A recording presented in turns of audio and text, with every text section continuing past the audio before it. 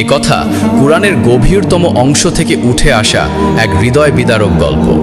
এ কথা সেই নিষ্ঠুর মানুষের, যিনি রাসূলুল্লাহ সাল্লাল্লাহু আলাইহি ওয়াসাল্লামের হৃদয়কে ছিন্ন ভিন্ন করে দিয়েছিলেন। আজ সেই নাম উচ্চারণ করার কেউ নেই, কারণ সময়ের ধুলোয় মিলিয়ে গেছে তার অস্তিত্ব। এ কথা আবু লাহাবের। সূরা কাউসার। আমরা অনেকেই নামাজে এই সূরা তিলাওয়াত করি, কিন্তু দুঃখজনক সত্য, আমাদের মধ্যে কতজন আছি যারা এর গভীর অর্থ সত্যিই বুঝি। কি এই রহস্যময় কাউসার? কেন আল্লাহ তাআলা এই সূরা নাজিল করেছেন এবং কেন এটি নবীর জীবনের সবচেয়ে বেদনাময় মুহূর্তে এসেছে? তুমি কি শুনেছ তালহা? হ্যাঁ, আল্লাহর নবী আমাদের সেই কাউসারের অসীম রহস্য উন্মোচন করেছেন। সুবহানাল্লাহ। আর সবচেয়ে গুরুত্বপূর্ণ, আজকের আমাদের দৈনন্দিন জীবনে সূরা কাউসারের প্রাসঙ্গিকতা কি এবং কিভাবে এটি আমাদের কষ্টের মাঝে আশার আলো জ্বালাতে পারে, তা জানব এই ভিডিওতে। বিসমিল্লাহির রহমানির রহিম। সূরা কাউসার কুরআনের সবচেয়ে ছোট সূরা, কিন্তু এর ভেতরে আছে এমন এক গল্প যা শুনলে হৃদয় কেঁপে ওঠে। কুরআনের প্রতিটি আয়াত, প্রতিটি সূরার পেছনে আছে এক গভীর বাস্তবতা, এক অনুভব, এক শিক্ষা। সূরা কাউসারও তেমনই এক বেদনাময় ঘটনার সঙ্গে জড়িত। মক্কার দুপুরটা ছিল নিস্তব্ধ, চারপাশে নীরবতা, সবাই বিশ্রামে, কিন্তু আল্লাহর নবী বসেছিলেন নীরবে। বুক থেকে আসা শিশকির শব্দ কাঁচা মাটির দেয়ালে প্রতিধ্বনিত হচ্ছিল। তার ছোট্ট পুত্র আব্দুল্লাহ আল্লাহর কাছে চলে গেছেন। সেই দেহ যেটি গতকালও তার বুকে লেপ্টে নিঃশ্বাস নিত, আজ মাটির কোলে নিস্তব্ধ। এটি ছিল নবীর জীবনের একটি অত্যন্ত কষ্টের সময়। তার প্রথম পুত্র কাসিমও আগেই মারা গিয়েছিলেন শৈশবে, এবং অন্যান্য পুত্র সন্তানও আল্লাহর কাছে ফিরে গিয়েছিলেন।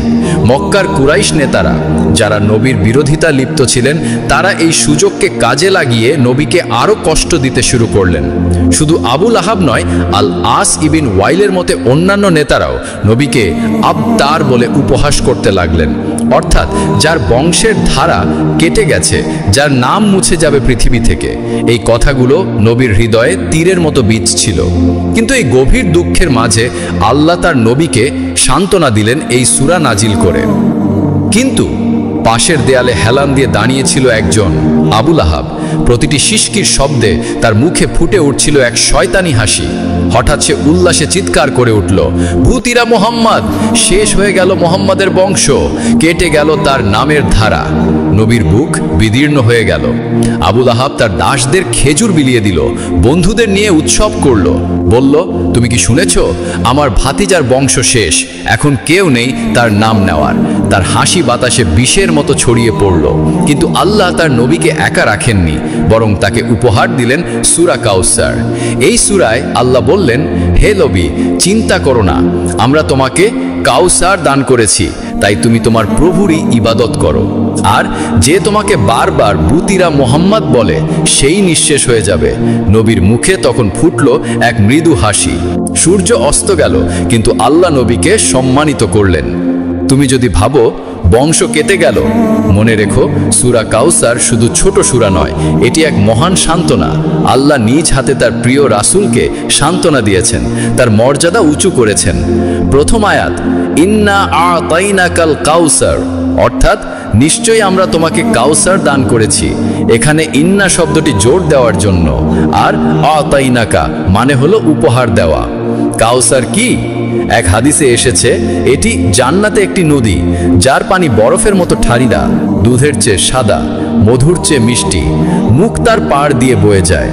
নবী সাল্লাল্লাহু আলাইহি ওয়াসাল্লাম নিজে বলেছেন, সহিহ মুসলিমের এক হাদিসে আনাস ইবিন মালিক রাদিয়াল্লাহু আনহু থেকে বর্ণিত, এটি একটি নদী যা আল্লাহ আমাকে দান করেছেন, এতে রয়েছে অসীম কল্যাণ।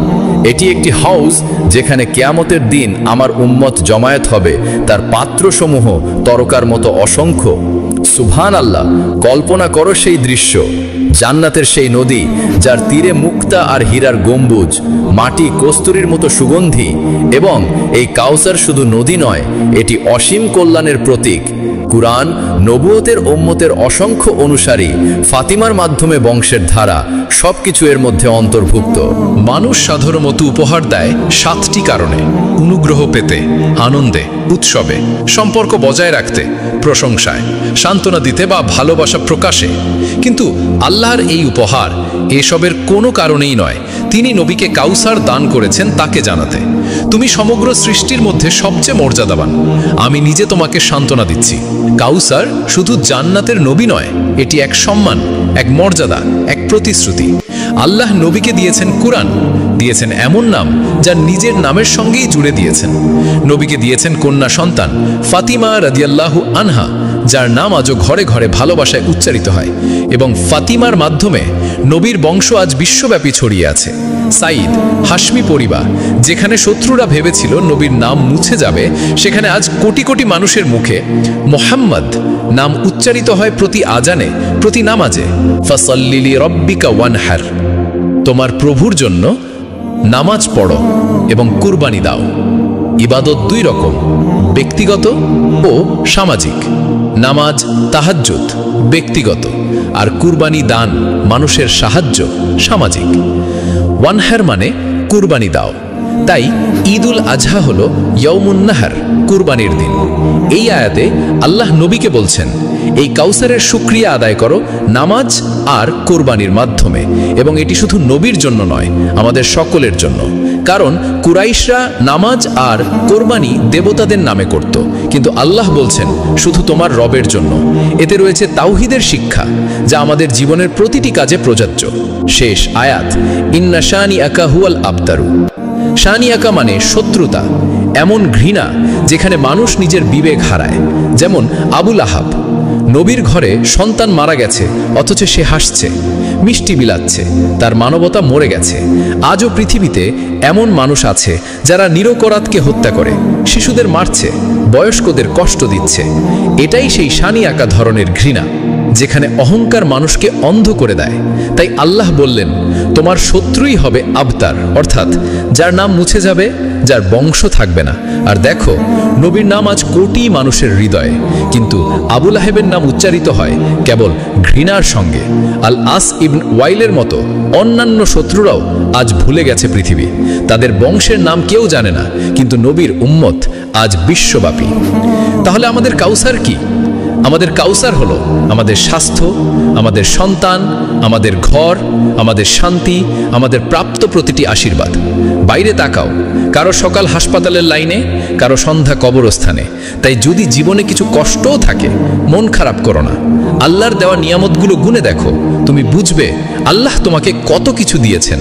আর কিয়ামতের দিন সেই হাউজে কাউসারে আমরা সকলে যেন পান করতে পারি, যেখানে নবী আমাদের জন্য অপেক্ষা করবেন।